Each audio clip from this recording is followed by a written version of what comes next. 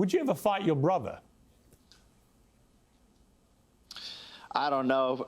It depends what day you ask me, but I don't know if it'll ever happen, man. We could fantasize about it, but who would win? Who knows? I think it could be really interesting. I would win. I would win, and that's the tough part. Is if he's okay with being the older brother that loses, then I would do the fight. But I just don't know if he's going to be okay with that. This is how my younger brothers talk about me, and I still beat them at arm wrestling. Well, good for you, Piers. How much money have you made? A lot. I don't know. It gets to a point where you make so much that you don't even count it anymore. So yeah, I don't really know. You don't know how much money you've made? I find that hard to believe, Jake. You strike me as somebody who knows exactly how much money you've made. I promise you, Piers Morgan, I have no idea. I make money, lump sums, residuals, investments, equity, exits of companies. So the net worth is always going up and down, but, even moving with the markets and such. But I mean it when I say, like, you stop paying attention at some point. And to me, the money's great, but I really love boxing, and this is what I was put on earth to do. Do you have any doubt? I hear you guys have agreed now, whoever wins takes all the money. And that's a lot of money, nearly $10 million. Have you got any doubt in your head right now that you will win and that you may win by knockout? No, I don't. I'm confident in my preparation.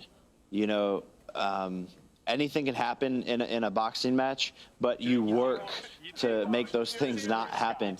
And he just doesn't have the power, the capabilities to do anything to be able to defeat me. And that's why I'm willing to put my money where my mouth is, because talk is cheap.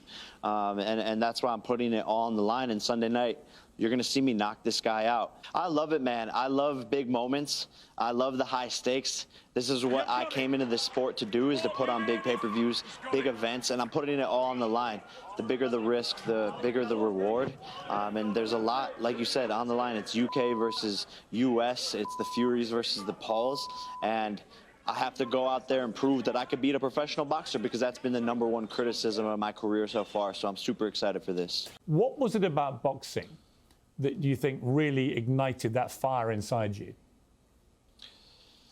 Yeah, look, it was the routine, the discipline, the passion, the challenge. I wasn't challenged anymore in YouTube. I set a goal to become the biggest daily vlogger on YouTube.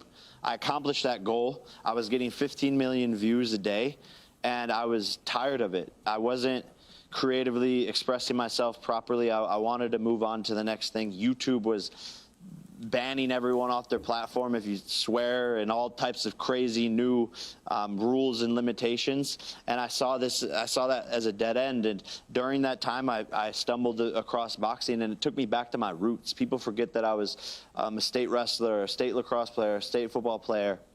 And so I really got back to my first dream, which was to be a professional athlete. And everything clicked when I got into that boxing gym, and I finally felt at home. And I was able to mature through that process and figure out who I truly was as a man. So I needed boxing. And it sounds like the typical boxing story, but that's why there's so many movies about it, man, because you hear it time and time again. And the boxing world and all of that saved me, for sure.